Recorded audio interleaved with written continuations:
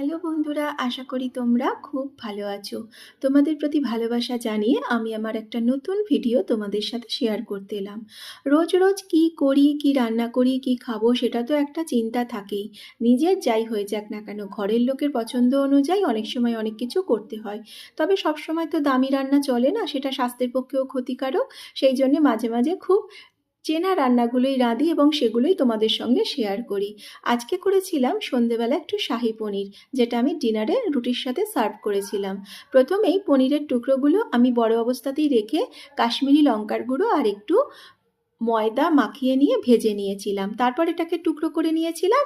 আর এরপরে একটু কুসুম কুসুম গরম জলে নুন দিয়ে আমি টুকরোগুলোকে অনেকক্ষণ ধরে ভিজিয়ে রেখেছিলাম। আর বানিয়ে নিয়েছিলাম পেস্ট একটা, সেটা হচ্ছে দই, ধনিয়া পাতা, তার সাথে কাজু বাদাম আর একটু আদা, এটার একটা পেস্ট বানিয়েছিলাম।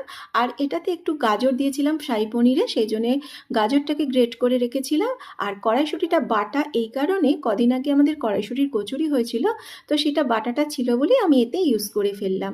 এরপর আমি তেলটা গরম হয়ে যাবার পর একটু হিং আর একটু কাঁচা লঙ্কা দিলাম। তেল বেশি দেবার দরকার নেই, যতটা কম তেলে রান্না যায় ততটাই ভালো। তারপর একটু গাজরটা দিয়ে দিলাম, একটু ভাজা হতে কড়াইশুঁটি বাটাটা দিয়ে দিলাম। আবার একটু নেড়ে চেড়ে একটু পরিমাণ মতো নুন আর চিনি দিয়ে দিলাম। তার সাথে দিয়ে দিলাম জিরে গুঁড়ো আর দিয়ে দিলাম পনির মশলা, গরম মশলা। তো এইগুলোকে ভালো করে নেড়ে নেবার পর যে দইয়ের পেস্টটা আমি বানিয়েছিলাম সেটা এতে দিয়ে দিলাম। একটু ফুটে ওঠার পর এতে আমি জলেতে ভিজিয়ে রাখা পনিরের টুকরোগুলো ছেড়ে দিলাম। বেশ কিছুক্ষণ নাড়াচাড়া করলাম।